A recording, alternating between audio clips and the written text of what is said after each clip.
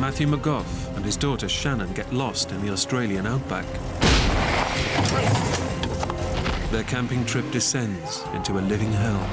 Shannon, get out! Run now! It was the worst moment of my life. Matthew faces a desperate battle to save his daughter. It was just like, it's hopeless. We weren't going to make it. In one of the most hostile places on Earth, We played together, laughed together, cried together, and now we're going to die together.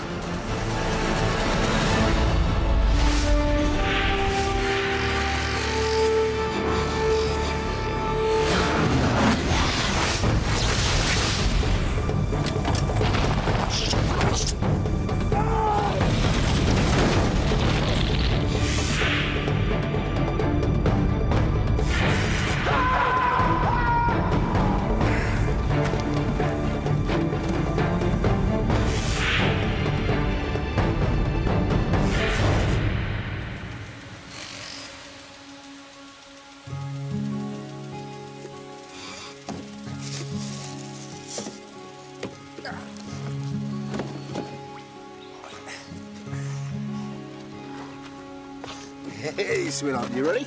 Yeah. in a remote town in Western Australia, Matthew McGough and his young daughter Shannon are about to set off for an overnight fishing trip. Shannon's my only child. We had a really good relationship, really real friends as well as father and daughter. Got on along really well. We always used to laugh and play together a lot. For Shannon, trips away with her dad are always something to look forward to. And we are off ski. Me and my dad were pretty close. We used to go away on weekends a lot. Mum, we're going!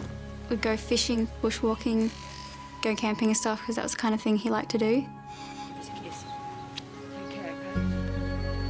Be safe. Matthew is recently separated from his wife, Irene. But she knows how much Matthew cares for Shannon, and she's more than happy to see them spend time together.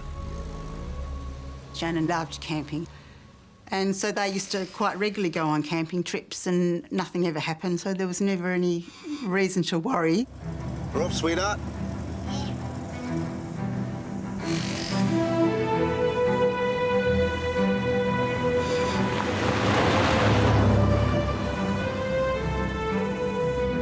They live in a small town on the edge of Australia's Great Victoria Desert, a terrain Matthew knows well. The only way to get to see the countryside is to get off the beaten track. And that's the ruling I've always lived by.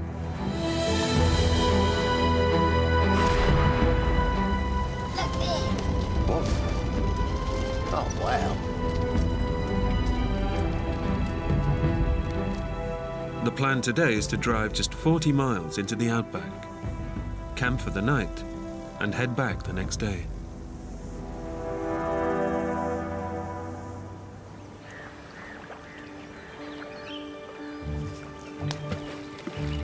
I got further than you. No, you didn't. Yes, No, I did. you didn't. Matthew wants to make this trip an extra special one, as he's about to move 1,500 miles away. And this may be their last weekend together for some time. So he takes Shannon to his favourite rock pool. It was our last trip. We were going to see each other for a while, so that's made it a bit more special. Well, it's just a case of spend some time with Shannon for the last week or so before I took off. Have you caught anything, Dad? Nothing yet, sweetheart. Maybe later, eh?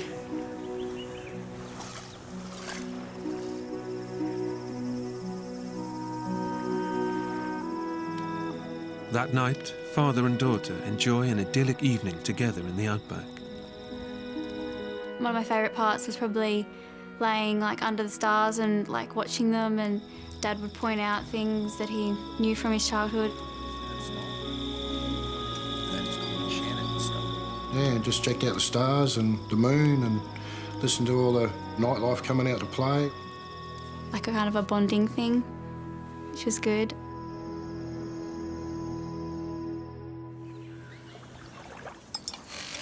Right, let's go, sweetheart. The next morning, They're due to head back home. It's been a great trip, but one thing is missing. They haven't caught any fish. Shannon sort of looked up underneath the hair and you could see she was a little bit disappointed. So before returning Shannon home, Matthew decides to take a detour to try and catch her some fish. Listen, sweetheart, I've got an idea. Jump in. I sort of had a bit of an idea where there was another dam, a fair way away, but yeah, had a general idea about where to go. Getting to the fishing spot means heading a further 50 miles away from civilization, far deeper into the outback.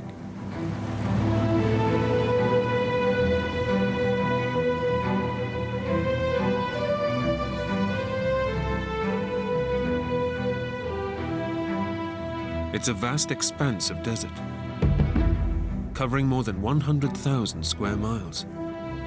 Dangerous and inhospitable, one of the hottest places on Earth. The Australian outback is an unforgiving place. It's very harsh. The heat, you're looking 45 degrees Celsius, stinking hot, simple as that. But Matthew is confident that he knows the area well and has come well prepared. About 20 litres of water, spare tyres, food, tent and all that.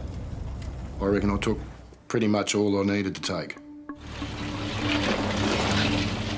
Matthew and Shannon drive for over 2 hours, deeper and deeper into the desert. But there's no sign of the waterhole. We're just pretty much going through a bush track, not well defined on the ground or anything. It's just virtually a couple of wheel tracks going through the scrub. His 4x4 is a tough vehicle, but Matthew is driving in ever rougher terrain.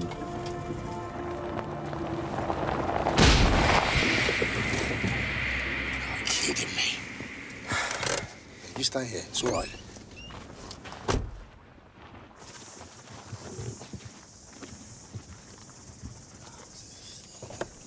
What happened, Dad? It's a tyre. It's no problem.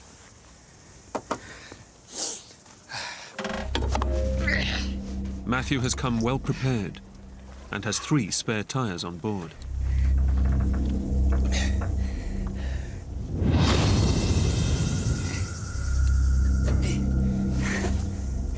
I wasn't in particularly good mood of changing a tyre at that time of the day. I was sweating, yeah, I was bloody soaked to the bone.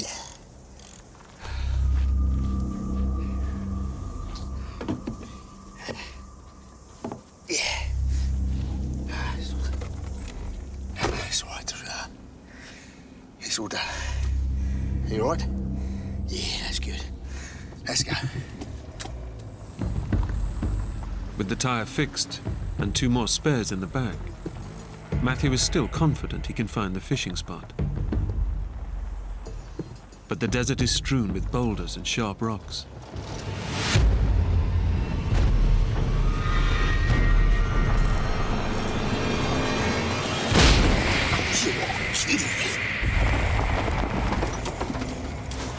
What was that, Dad? It's the tyre. I'd only gone a couple of miles and then I had to change another tyre. It's now mid-afternoon. The hottest time of the day, with temperatures hitting 115 degrees Fahrenheit. And Matthew begins to have doubts about his quest to search for the rock pool. I was just wondering whether it was all worth it or not, pretty much.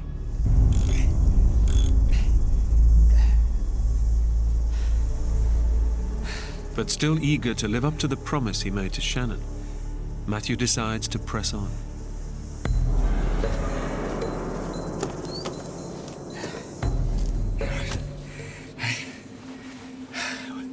We'll be fine.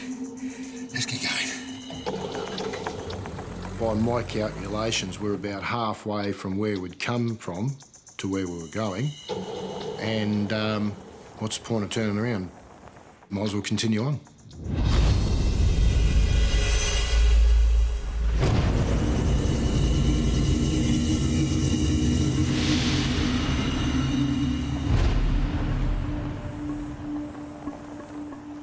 By late afternoon, and 60 miles out into the desert, Matthew fears he's losing his way.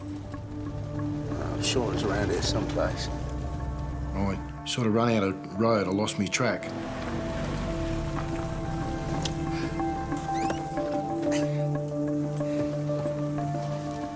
I was sort of a little bit worried that we hadn't got to where we were going. I could actually tell that Dad was worried. I knew something serious was going on.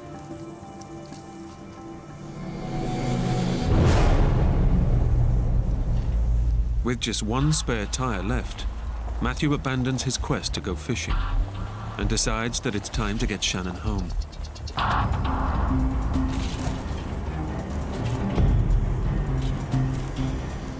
I had one more spare tyre, but the way I was going through the tyres, I didn't think I had enough. Dad. Are we gonna be all right? Daddy again, home.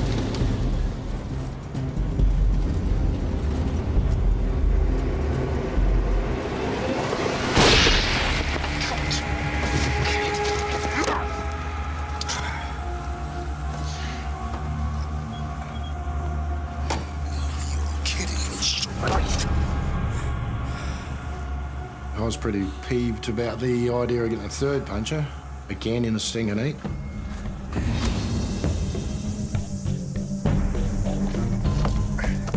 Matthew knows that the 4x4 is their only way out. But with no more spares, another puncture could be fatal. With hundreds of miles of scorching desert all around, there's no way they could ever walk out of here alive.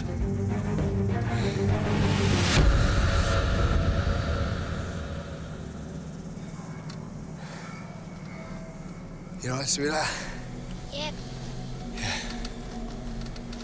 Good. Right, let's go. Are we lost, Daddy? Shannon said, we lost Dad, and I said, I think so. No use lying to her, you know.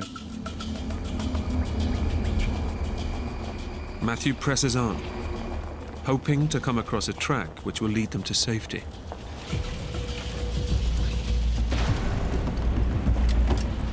But just when he thinks he's making progress,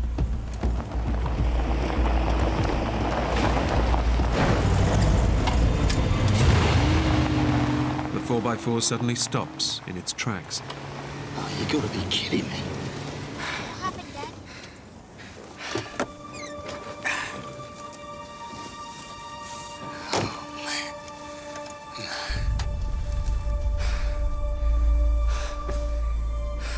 I started rubbing my head, thinking, what the was going on?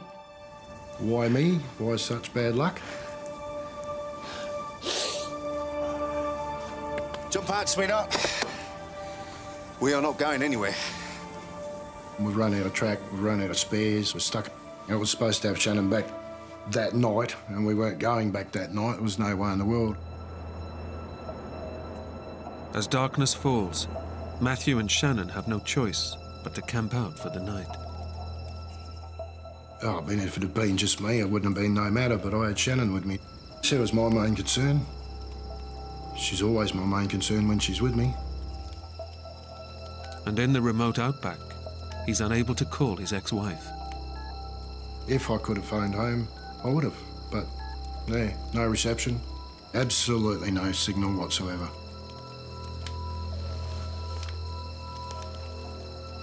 At that point, I was thinking that, yeah, I might have made the wrong decision by not turning around and going back. Okay, fine. Let's get going. I was calling myself the biggest idiot under the sun.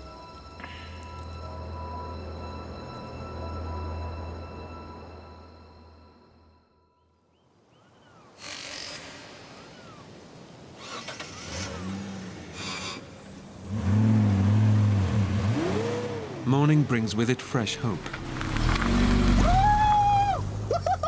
The cold of the night has hardened the ground enough for Matthew to free the 4x4. We did it, sweetheart. Well done. That's it. We were feeling really good. It was great to get out. No worries at all. pretty happy that we're going to get underway again. Woo! We are going home. Yeah. Woo!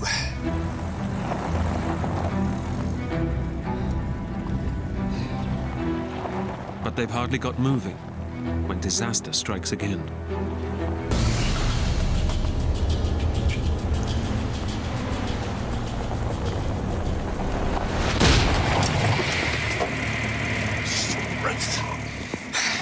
Mayday, sweetheart.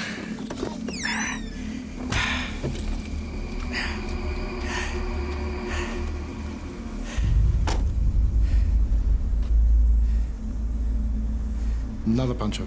I was cranky. Man, was I cranky. Got no more spares. And, yeah, we is in trouble. Big time.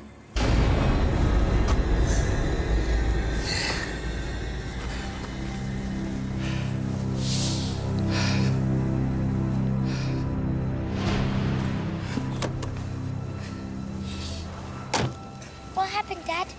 That's all right, sweetheart. I've got a plan.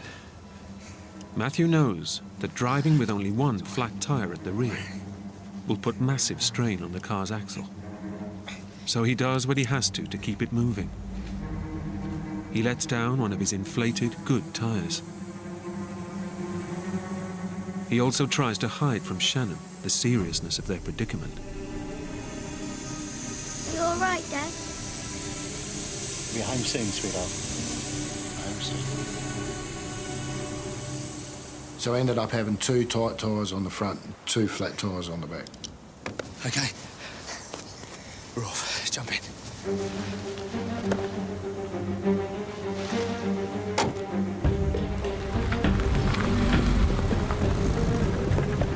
They crawl along at only 5 miles an hour, completely lost in the vast, burning desert. I was in 4-wheel drive and I was just pushing along. Straightened the steering wheel up and just kept going. We'll be fine. Yeah. But running the car on 2 flat tires in this scorching heat is putting enormous strain on the engine. We're in 4-wheel drive, which brings up the revs of the engine a little bit. And because I was concentrating on what I was doing, I wasn't watching the temperature of the radiator, and it boiled.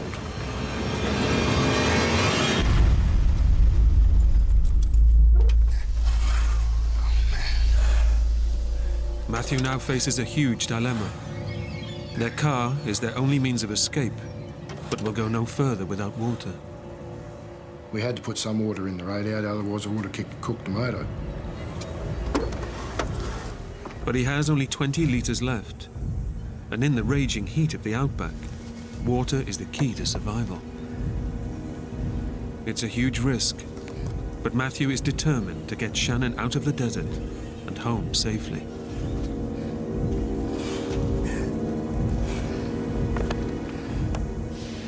I put 10 litres of water in the radiator, and I kept 10 litres for Shannon and myself. Right.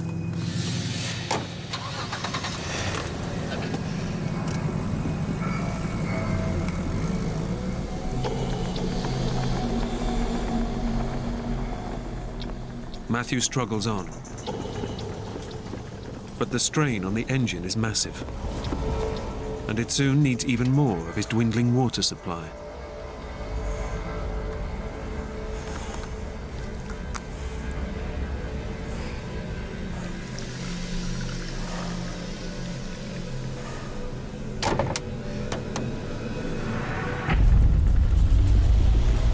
The car just seemed to be overheating all the time, and my dad really didn't make out that it was a big deal. I'm sure inside he was probably really scared himself, but he didn't let it show.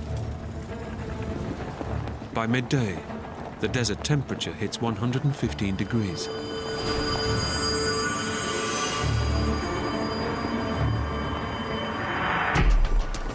Whether it was an electrical fault or whether it was dry grass pushed up around underneath the hot exhaust system. I don't know, but I noticed smoke coming out from underneath the bonnet.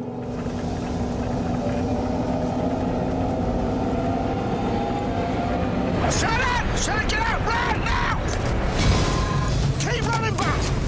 He has just seconds to grab whatever possessions he can Stay back, baby! before the car explodes into flames.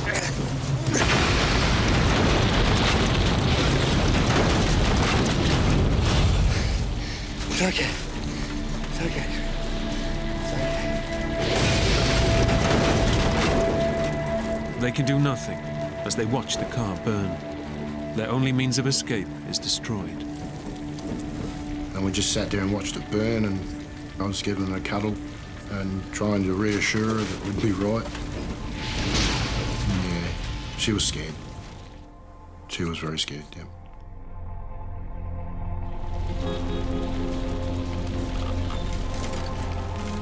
What started as an innocent fishing trip has turned to disaster. Matthew's only way of getting Shannon out of the desert is gone.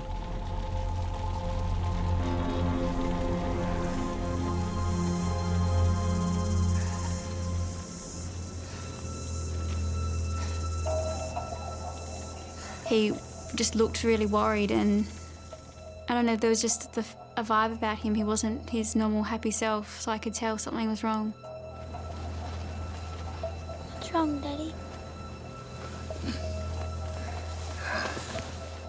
I told her there and then that we were lost. Good time, big time. That I'd do everything that I could to get us out of the mess. I'm gonna get you home, okay? I promise.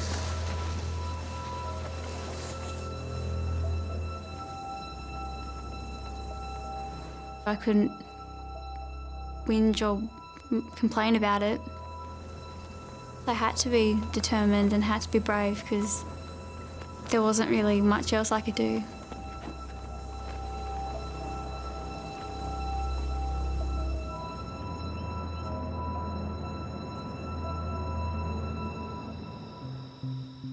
It's been 36 hours since Shannon was due home. Her mum Irene has called the police, and they've launched a search. Hello? Nothing at all? But there's still no sign of Shannon and her dad. All right. All right, just let me know, all right? It was just really, really scary. I couldn't sleep. I was just worrying where they are, and there's nothing you can do. You want to do something, but you can't.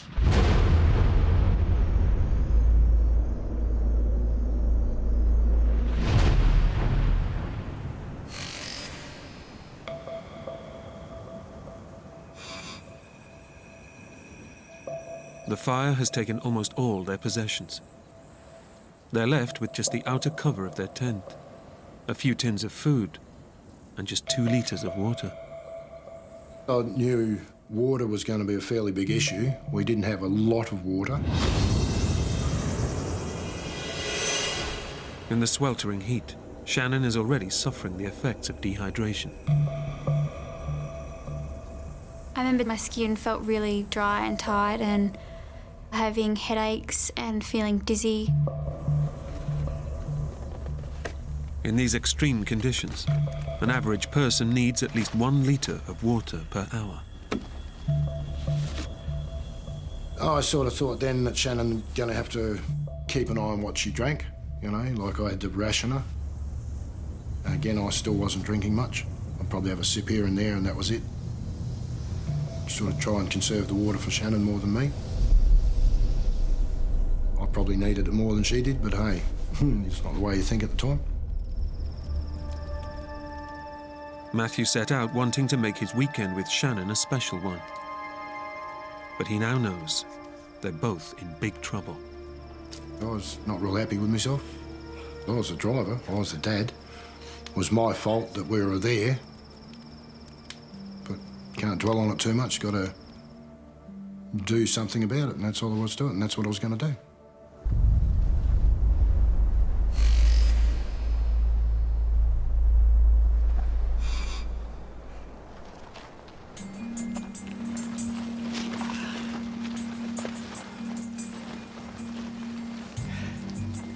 It's been 2 days since the car caught fire, and Matthew is determined to get Shannon to safety.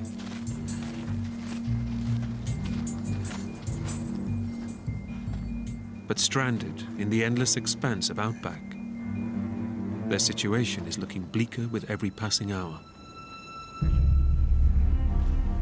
Then, on the horizon, Matthew spots something. It's an old radio tower, a possible lifeline. And I thought maybe I could get up there and get some mobile phone reception, you know, get up high, get a signal. He knows the best chance of them being rescued is to stay put.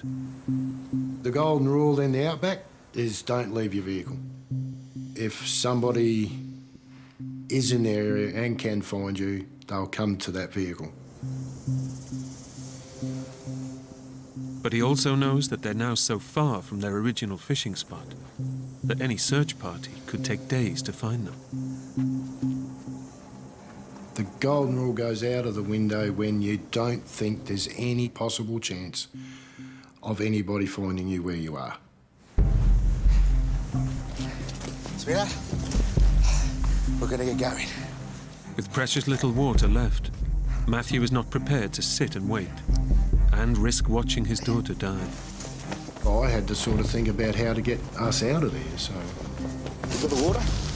it seemed the right thing to do to head for that hill. Oh, man. Oh, man. But distances in the Outback are deceiving.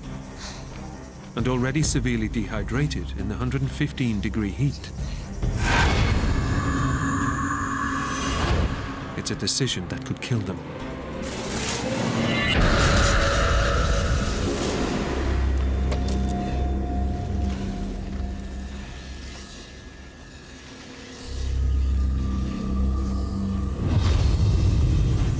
The hill didn't seem that far away, but because it was so hot, we had to stop heaps and heaps of times.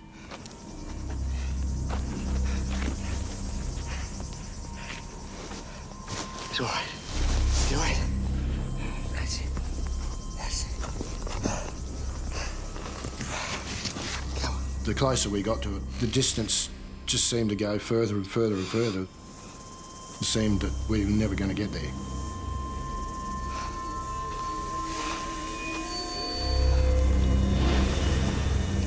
A lot of sweating, a lot of reassuring Shannon we'd be right. So, it's pretty harsh. It takes 4 excruciating hours for Matthew and Shannon to finally make it to the tower. It's a rickety old structure, but his only hope of gaining enough height to get a signal and call for help. The dangers of climbing a mast, falling, breaking my neck, leg, whatever. Just didn't think of it, just did it. Careful, Daddy.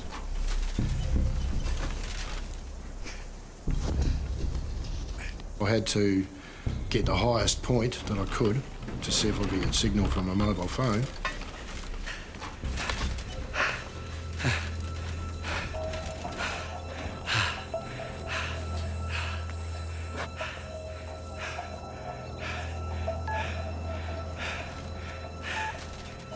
But he's just so far out in the desert that even at this height, there's not even the faintest signal.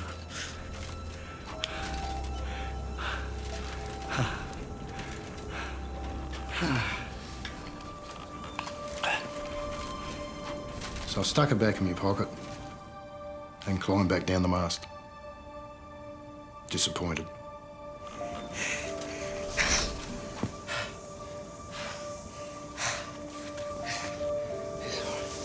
It's okay. Yeah.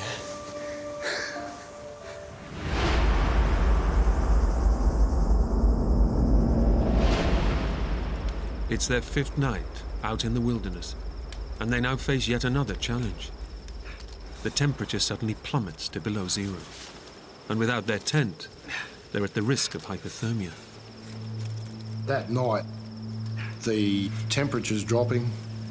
It is freezing cold. It's getting colder and colder on hard ground. I kept building fires so Shannon could keep warm. I wrapped myself around her to try and get my body heat into her. I couldn't sleep at all. I was too worried about getting us out of there.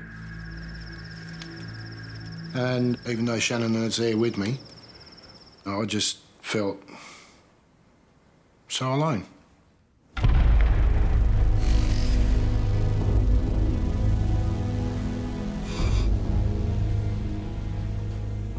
Matthew and Shannon have been living on scraps of food and sips of water for nearly 3 days. We're virtually down to no water, and I think we're on our last can of food. Out of options, they can only sit and pray for rescue.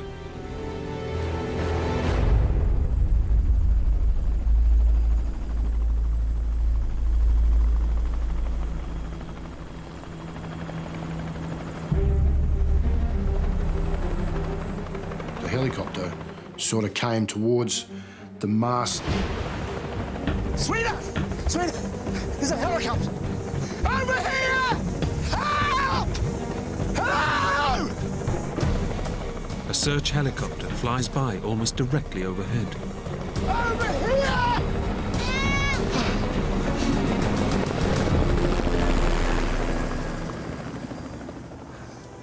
But in the vast expanse of the desert, they're just too tiny to be spotted. I just felt devastated. I was just, felt lousy. Absolutely lousy. Just couldn't believe they didn't see us.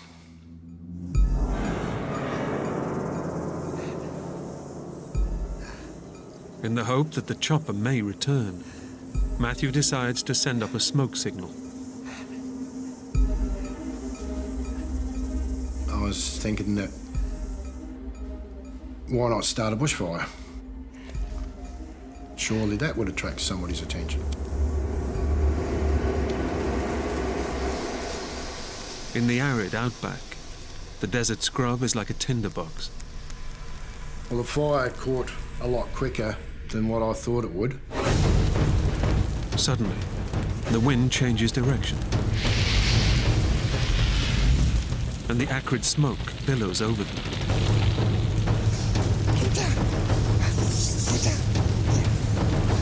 Wrapped my arm around her and pulled her head in towards my chest because the smoke was so thick, we were choking on it.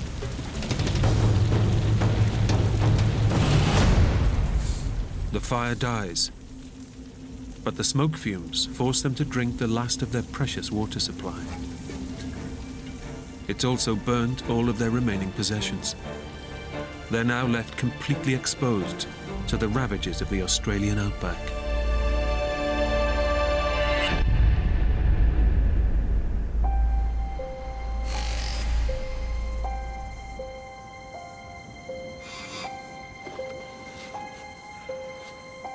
It's now been 12 hours since their water ran out. A lack of water will kill an adult within days. But Shannon is just a small child.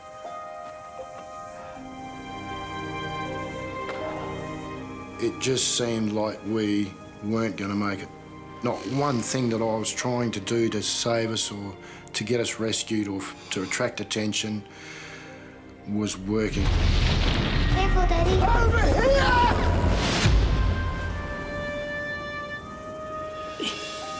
I told Shannon that if we don't get found today, I doubt very much whether we'll get through tomorrow. I doubt very much at all. All I wanted was just to go home, and having my dad tell me that that might not happen, that I might not be able to do that, it was quite upsetting for me. It made me feel useless. It's a big letdown for yourself when you feel like you can't provide for your daughter in the way you should.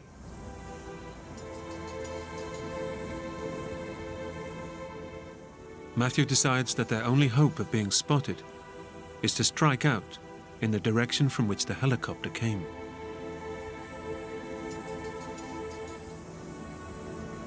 The reason I thought of going down towards the open ground, people that have more of a chance to see us. But walking on in the blazing midday sun only dehydrates them further.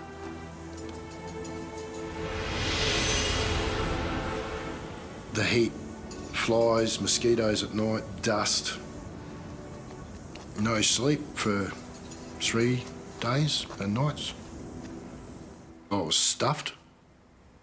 No other way of putting it. I was absolutely knackered. Shannon can take little more. The heat has exhausted her, and she's now so weak she can barely walk.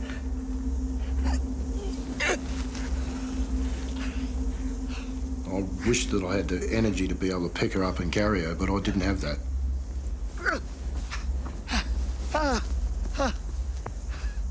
I might take 2 or 3 steps, but yeah, that was it. I had to put it down again. I couldn't do it.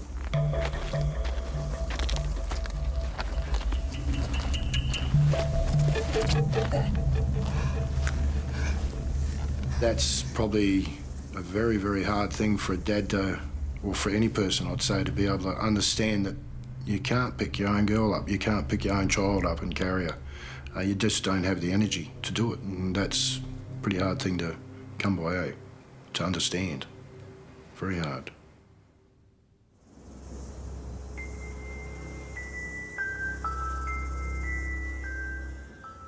It's now been 24 hours since Shannon has drunk any water. Desperate, Matthew considers a terrible option: giving her a drink of his own blood.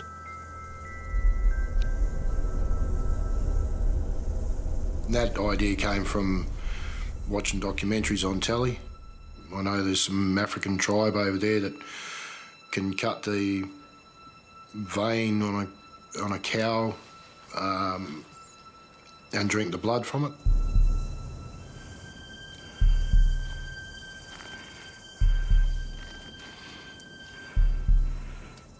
I got the knife and I put it on my wrist and applied some pressure. But it didn't happen, and I realised that my knife was just way too blunt. What are you doing, Daddy? Oh, nothing, sweetheart.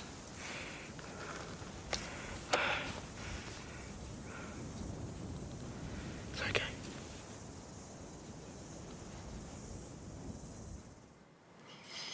It was sort of a last resort, really, you know?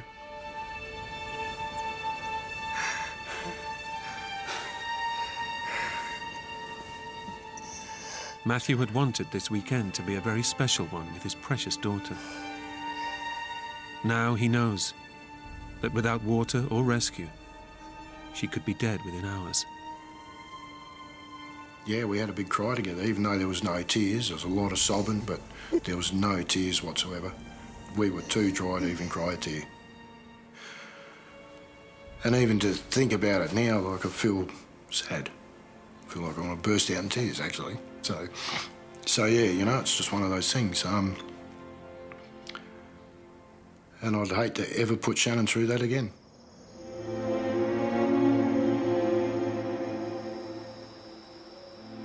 Back at her home, Shannon's mum is running out of hope that her daughter will be found alive. Looking up to the heavens and thinking, you know, if you're there, you know, show yourself by bringing her home. I would have promised everything and anything to have her back safe, yeah.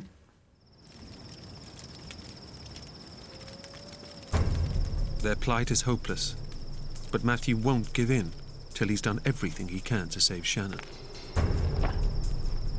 I couldn't sleep.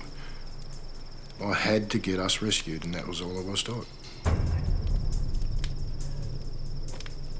I got a log burning, and I took that out onto the flat and just started waving it around. Hello! Just trying to get attention. Somebody's attention, anybody's attention. Hello!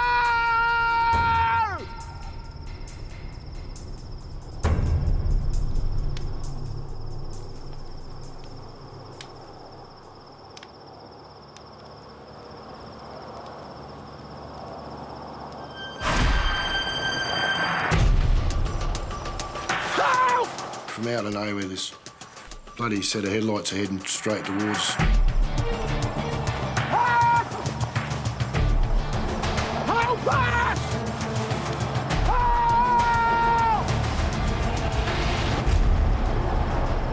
The car was coming towards us and then it just veered off.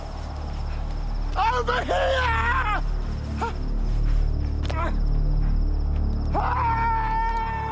The driver of the vehicle doesn't see him, and their chance of rescue disappears into the night.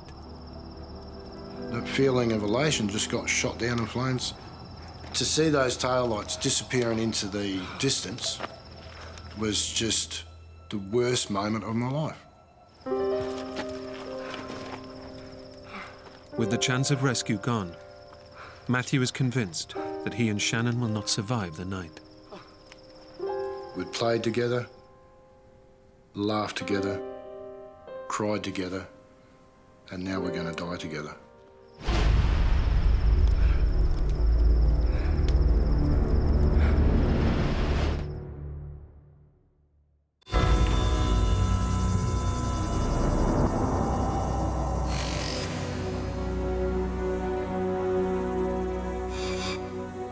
All rescue efforts have failed to find Matthew and Shannon McGough, and they've gone 2 days without water in the ferocious heat. Extreme dehydration is causing Shannon's organs to shut down. She and her dad are both close to death. I doubt very much whether we would have survived an 8th day. Pretty bloody sure of it, actually.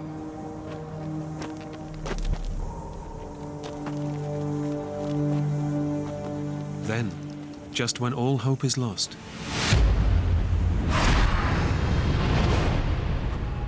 they come across a track. It's where the car must have driven past them the night before. I was not going to leave the track. We're following it in the hope that this vehicle would come back or another vehicle had come through.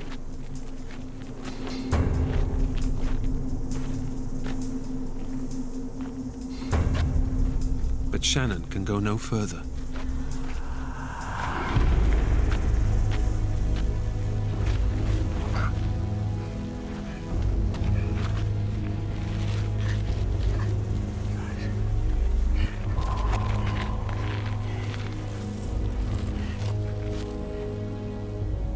Shannon wasn't saying much at all. Yeah, very, very quiet. I'd speak to her and she'd just shake her head or nod her head up and down, but she wouldn't speak, so disheartening. Exposed to the scorching desert sun, Matthew needs to protect his dying child from the unbearable heat. It was boiling. The heat had risen big time. It was hotter than the last few days. And I knew that I needed to get Shannon into the shade. So I dug a hole in the ground so that I could put Shannon in it and then cover her back over. And that would keep her a bit cooler than sitting out in the open. But in this remote part of the Outback, there's no guarantee they'll see another car for days, even weeks.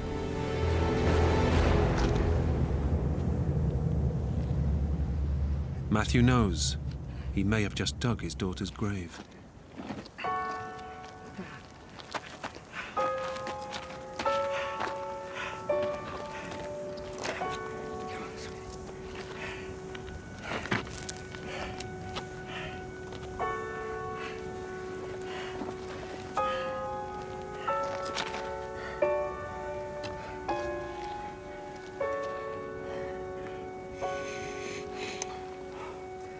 I was extremely sad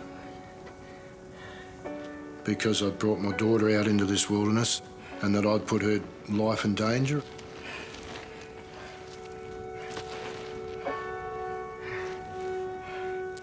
After 8 days, battling to keep himself and his daughter alive, Matthew finally gives up.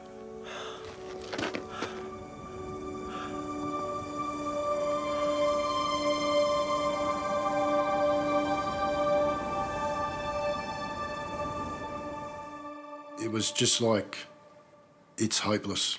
There's nobody here, nobody can see us, nobody will see us. We were going to actually die of thirst, a slow, agonising death.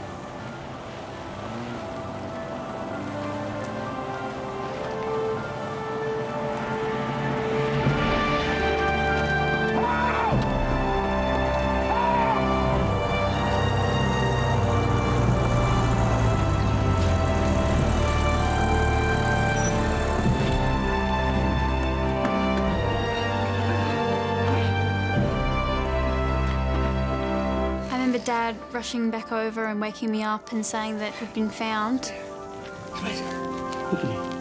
After 8 days in the Outback, their ordeal is finally over. I felt an enormous weight lift off my shoulders. I felt fantastic. I still remember the car pulling up and this little girl coming out and me just crying and crying and putting her in my arms. And she said, I know why you're crying, Mum, because you're happy to see me. And I was, yeah. Doctors estimate that when Shannon was found, she had just a few hours to live. Yeah, I'd say it's a miracle. Despite their ordeal, Matthew and Shannon are still close and still go camping together. Dad probably takes more supplies now and we don't go as far, but it doesn't really change the fact that we still go camping. I think there was a stronger bond as a result, although the next time we went camping, I wanted to go down this track and she said, don't you dare, Dad, you stick to this one. So, you know.